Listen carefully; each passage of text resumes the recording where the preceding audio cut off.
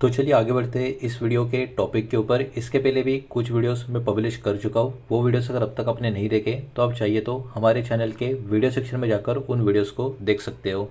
तो देखिए, इंडिया और इंडोनेशिया के बीच में टोटल 14 स्ट्रेटेजिक एग्रीमेंट का साइनिंग कंप्लीट हो चुका है। तो देखा जाए तो ये अपने आप में काफ़ी बड़ी ऑफिशियल अपडेट खबर देखने को मिलेगी इन दोनों कंट्रीज़ के बीच में। मतलब इन शॉर्ट देखा जाए तो ये बहुत ही बड़ी डील वाली खबर यहाँ पर हमको नज़र आ रही है, बिकॉज इसमें एक दो नहीं टोटल 14 स्ट्रेटेजिक एग्रीमेंट साइन हो चुके हैं। तो ये कौन से इंडस्ट्री से कनेक्टेड है, कौन से कंपनी के ऊपर इम्पैक्ट आ सकता है, पॉसिबिलिटी है, वो एक एक करके यहाँ पर हम देखने की कोशिश करेंगे।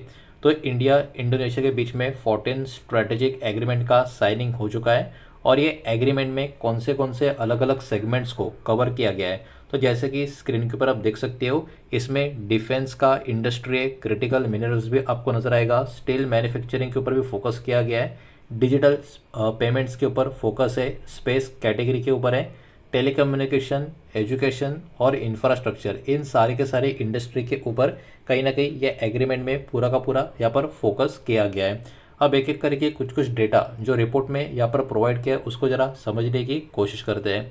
सबसे पहले डिफेंस के कुछ एग्रीमेंट्स की अगर हम बात करें तो इसमें ब्रह्मोस मिसाइल का एक्सपोर्ट का बहुत ही बड़ा आप कह सकते हो एक इन्फॉर्मेशन यहाँ पर हमको देखने को मिलेगा, बिकॉज इसमें जो इंडोनेशिया ये जो देश है यहाँ पर प्रोक्योर करेगा ब्रह्मोस मिसाइल हमारे कंट्री से, और इंडोनेशिया इसी के साथ साथ प्रोक्योर करेगा Astra air to air missile को।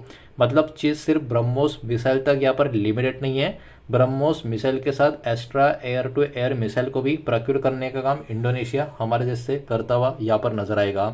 तो देखा जाए तो इंडिया का जो डिफेंस का एक्सपोर्ट का जो प्रोग्राम है उसके लिए ये वाला डील में ये जो इम्पैक्ट है खास करके ब्रह्मोस का एक्सपोर्ट का और Astra air to air missile के एक्सपोर्ट का, ये अपने आप में काफ़ी ह्यूज अपडेट, काफ़ी बड़ी अपडेट हमको इस प्रोग्राम के तहत देखने को मिल रही है। इसी में ऐड करके अगर हम देखें तो सबैंग पोर्ट का जो डेवलपमेंट है इसके बारे में भी अपडेट देखने को मिल रहा है कि इंडिया और इंडोनेशिया दोनों मिलके मतलब जॉइंटली यहाँ पर डेवलप करेंगे सबैंग पोर्ट को। तो ये भी एक बहुत ही बड़ा इनिशिएटिव दोनों कंट्रीज के बीच में यहाँ पर हमको देखने को मिल रहा है। इस पोर्ट का जो लोकेशन है स्ट्रेट ऑफ मलाका के आसपास आपको यहाँ पर देखने को मिलेगा, जो एक ग्लोबल शिपिंग रूट का एक महत्वपूर्ण हिस्सा यहाँ पर माना जाता है। तो ये भी अपने आप में बहुत ही इंपॉर्टेंट फैक्टर कहीं ना कहीं इस डील का यहाँ पर हमको देखने को मिल रहा है। और ये जो प्रोजेक्ट है इसके कारण इंडिया इंडोनेशिया दोनों के लिए जो रीजनल मैरीटाइम का कनेक्टिविटी होगा वो भी इम्प्रूव होने को यहाँ पर मदद मिलेगी। तो अपने आप पे काफ़ी बड़ी खबर इस पर्टिकुलर कैटेगरी में हमको देखने को मिल रही है। तो इसमें जो जो कंपनियां के ऊपर इम्पैक्ट आ सकते हैं इस खबर की वजह से उनके नाम एक एक करके देखेंगे, लेकिन याद रखना इस वीडियो के माध्यम से जितने भी कंपनी के नाम यहाँ पर हम चेक करने वाले हैं ये किसी भी तरीके का बाय सेल का रिकमेंडेशन नहीं है, इन्वेस्टमेंट का एडवाइस नहीं है, इस बात को यहाँ पर आप ध्यान में रखें। तो यहाँ पर सबसे पहले बात करें तो ब्रह्मोस एरोस्पेस के ऊपर फोकस रहेगा, लेकिन ये वाला कंपनी आपको पता है मार्केट में अभी भी लिस्टेड नहीं है, लेकिन इसका ही ऑब्वियस सी बात है सबसे हाईएस्ट कंट्रीब्यूशन यहाँ पर नजर आएगा। तो इन्फॉर्मेशन के लिए इसके ऊपर आप ध्यान रख सकते हैं। लेकिन मार्केट में जो कंपनी लिस्टेड है उसमें से भारत इलेक्ट्रॉनिक के ऊपर इस खबर का इनडायरेक्ट इम्पैक्ट आ सकता है, हिंदुस्तान एरोनॉटिक्स इस खबर के ऊपर भी इसका इनडायरेक्ट इम्पैक्ट आ सकता है, भारत डायनेमिक्स यानी बीडीएल ये भी इनडायरेक्ट बेनिफिशियरी हमको देखने को मिल सकता है, और आखिर में एलएनटी के ऊपर भी इनडायरेक्ट बेनिफिशियरी की वजह से इम्पैक्ट आता हुआ नजर आ सकता है। तो ये कुछ नाम है जो कहने की इस कैटेगरी में कहीं ना कहीं मार्केट की फोकस में बने रह सकते हैं।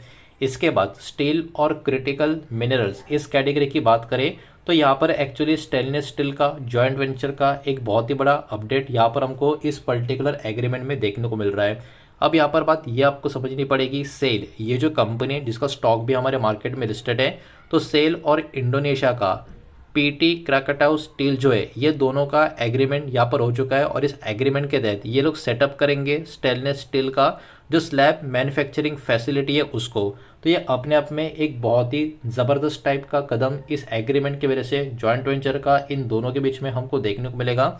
और ये जो पार्टनरशिप है इसका एम एकदम सिंपल है कि रीजनल स्टील प्रोडक्शन जो है इसको कहीं ना कहीं बढ़ावा देना, मजबूरी देना।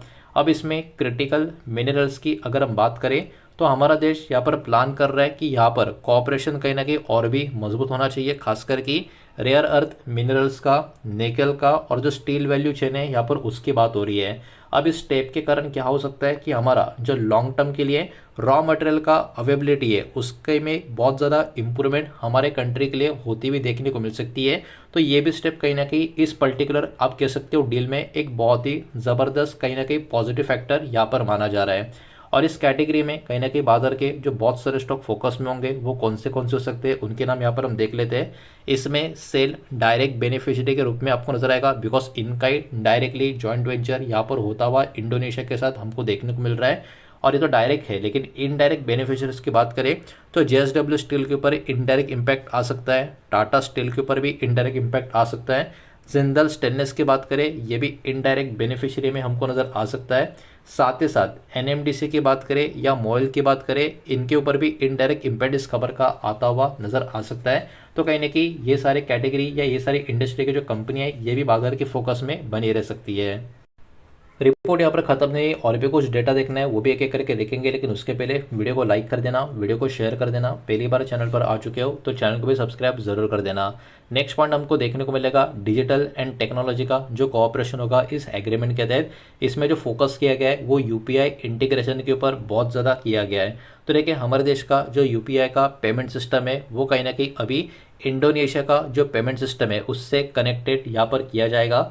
और इसके कारण क्या होगा, इसके कारण क्रॉस बॉर्डर जो पेमेंट होगा वो भी आसान हो जाएगा, बिजनेस ट्रांजैक्शन और भी स्मूथ तरीके से हो जाएंगे, ट्रैवल पेमेंट्स भी यहाँ पर कहीं ना कहीं और भी कन्वीनियंट होता हुआ नजर आएगा। इसमें इलेक्शन टेक्नोलॉजी की बात करें तो ये भी पर्टिकुलर चीज़ यहाँ पर हमको देखने को मिल रही है कि इंडिया यहाँ पर प्रोवाइड करेगी टेक्निकल सपोर्ट डेवलप करने के लिए इलेक्ट्रॉनिक वोटिंग मशीन यानी ईवीएम्स की बात हो रही है जो इंडोनेशिया को सूट हो सके। तो ये भी अपने आप में बहुत ही बड़ा आप कह सकते हो डेवलपमेंट यहाँ पर टेक्नोलॉजी या डिजिटल कोऑपरेशन इन दोनों कंट्रीज के बीच में जो एग्रीमेंट हो चुका है उसमें यहाँ पर हमको देखने को मिलेगा। इसके साथ साथ और भी कुछ एरिया जहाँ पर कोऑपरेशन यहाँ पर होगा दोनों कंट्रीज के बीच में, इसमें टेलीकम्युनिकेशन, स्पेस रिसर्च, एजुकेशन और आईआईएम बेंगलोर का जो कैंपस है इसका भी प्लानिंग इंडोनेशिया में यहाँ पर किया जा रहा है। तो देखा जाए तो ये भी अपने आप में काफ़ी ज़बरदस्त टाइप का मूव इस एग्रीमेंट में दोनों कंट्रीज़ के लिए यहाँ पर हमको देखने को मिल रहा है, जिसमें कहीं ना कहीं इंडिया का काफ़ी बड़ा अपर हैंड हमको देखने को मिल रहा है।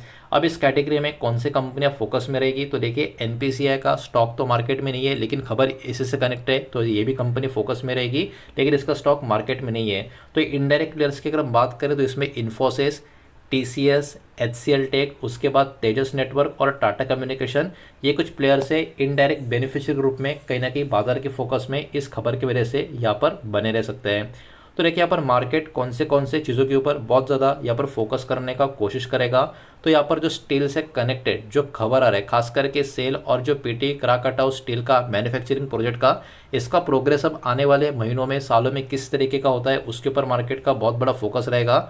कंस्ट्रक्शन का जो टाइमलाइन है प्लांट के लिए उसमें क्या क्या चीज़ें हो रही है टाइम टू टाइम या नहीं हो रही है उसके ऊपर भी मार्केट का फोकस बना रहेगा।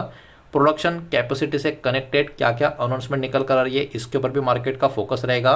कैपिटल एक्सपेंडिचर का प्लान से लेके रेवेन्यू का कंट्रीब्यूशन इंटरनेशनल प्रोजेक्ट में कैसा है इसके ऊपर भी मार्केट का ध्यान बना रहेगा। तो कहीं ना कहीं देखा जाए तो खबर काफ़ी अच्छी काफ़ी बढ़िया यहाँ पर निकल कर आ रही है, क्योंकि भारत और इंडोनेशिया ने अपना जो कोऑपरेशन है इसको और भी एक्सपांड किया है और यहाँ पर मल्टीपल सेक्टर के ऊपर फोकस किया गया है। इस एग्रीमेंट में डिफेंस का एक्सपोर्ट से लेके स्टील का manufacturing, critical minerals, digital payment, infra, education, technology, बहुत सारे अलग अलग कैटेगरीज के ऊपर यहाँ पर फोकस किया गया है।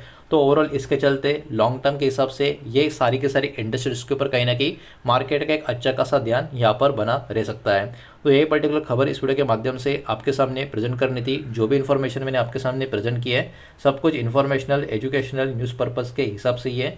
किसी भी तरीके का इन्वेस्टमेंट का एडवाइस या स्टॉक का रिकमेंडेशन मैं आपको दे रहा नहीं हूँ, ना ही मैंने आपको दिया है। इस बात को भी यहाँ पर आप ध्यान में रखें।